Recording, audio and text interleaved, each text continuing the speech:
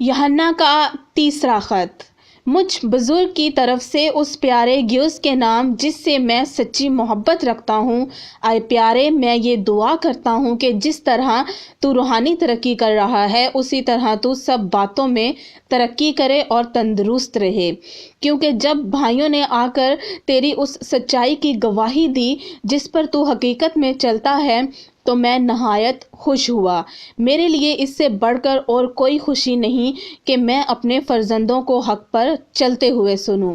اے پیارے، جو کچھ تو ان بھائیوں کے ساتھ کرتا ہے جو پردیسی بھی ہیں وہ دیانت سے کرتا ہے۔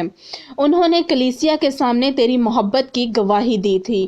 اگر تو انہیں اس طرح روانہ کرے گا جس طرح خدا کے لوگوں کو مناسب ہے تو اچھا کرے گا، کیونکہ وہ اس نام کی خاطر نکلے ہیں اور غیر قوموں سے کچھ نہیں لیتے۔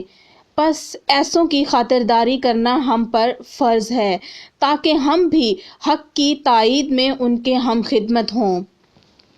میں نے کلیسیا کو کچھ لکھا تھا، مگر دیوترفس جو ان میں بڑا بننا چاہتا ہے ہمیں قبول نہیں کرتا۔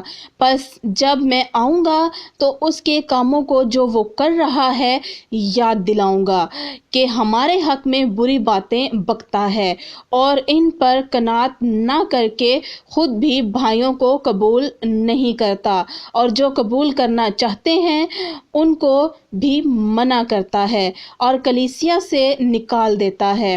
اے پیارے، بدی کی نہیں بلکہ نیکی کی پیروی کر۔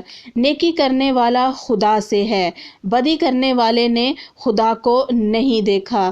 دیموتریس کے بارے میں سب نے اور خود حق نے بھی گواہی دی اور ہم بھی گواہی دیتے ہیں، اور تو جانتا ہے کہ ہماری گواہی سچی ہے۔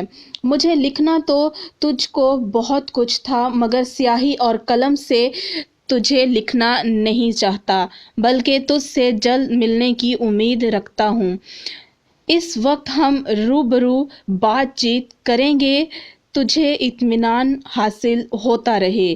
یہاں کے دوست تجھے سلام کہتے ہیں، تو وہاں کے دوستوں سے نام بہ نام سلام کہہ۔ آمین۔